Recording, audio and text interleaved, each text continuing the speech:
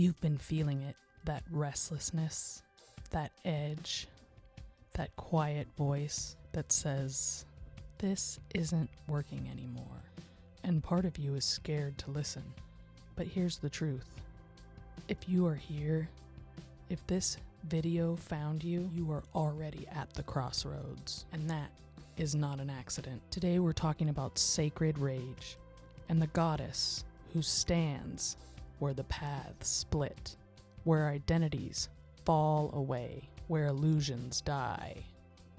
We're talking about Hecate, not a watered-down witch aesthetic, not a Halloween symbol, the primordial one, the torchbearer, the keeper of keys, the guardian of thresholds. And if you've been feeling the call, that pull towards endings, toward truth, toward a darker kind of honesty, it's not wrong. It's initiation. Sacred rage is not chaos. It's not cruelty. It's not violence. Sacred rage is clarity. It's the nervous system saying, this boundary matters. It's your soul saying, I will not abandon myself again. And here's where most people get it twisted. You were trained to fear anger because anger dismantles systems, especially in those who were taught to be agreeable, pleasant, small. Sacred rage is the moment when smallness cracks, and Hecate stands there at that crack in your life, holding a torch. Because what she governs is not comfort, it's transition.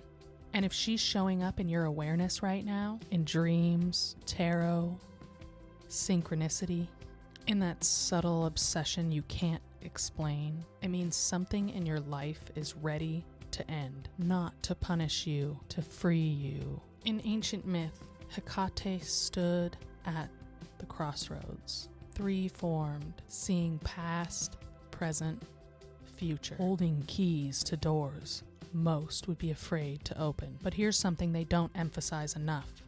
She was invoked when someone was about to choose, not when they were lost, when they were about to step into power. Sacred rage is the emotion that arises right before that step. It's your body saying, this is no longer aligned. It's the shadow saying, you're done pretending. And if you've been feeling irritated, activated, unable to tolerate what you used to excuse, that's not regression. That's awareness expanding. If this resonates with you and you're standing at your own crossroads, right now, pause for a second. Comment the word crossroads, because naming it is the first act of power. And if you haven't subscribed yet, this channel is where we unpack the myth, the psychology, and the spiritual science of transformation. You don't have to walk this threshold alone. Hecate is associated with darkness, but darkness is not evil. Darkness is gestation. Seeds grow in the dark. Boundaries are forged in the dark. Truth is often realized in the dark. Sacred rage lives there too, not as a scream, but as a slow burn, a knowing, a refusal to betray yourself again. And here's the part that feels confronting. If you're feeling calls to cut ties, to shift identity, to say no where you used to say yes, that pull is not you being dramatic. It's you remembering you have the keys. Hecate does not drag you through transformation. She waits. But once you take the torch, the old path will feel unbearable. Not because it changed, but because you did. And sacred rage is the signal that your tolerance for misalignment is gone. If you want to work with this energy, light a candle tonight. Stand still and ask yourself, what door am I afraid to unlock? Then pull one tarot card, and not to predict the future, but to confirm what you already know. Because the crossroads isn't confusion, it's decision. You are not wrong for feeling this. You are not unstable. You are not becoming cruel. You are becoming aligned. And alignment can feel like fire when you have been living in compromise.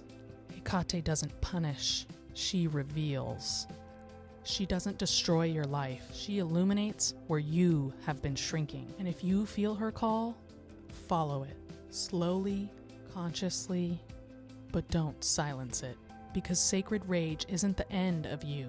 It's the beginning of your sovereignty. If this stirred something in you, like it, so other people can see it who are at their crossroads. Subscribe if you're ready to explore sacred rage, myth, tarot, and how the lunar cycles sync with all of that, without spiritual bypassing. And tell me in the comments, what path are you ready to leave behind? I'll see you at the threshold.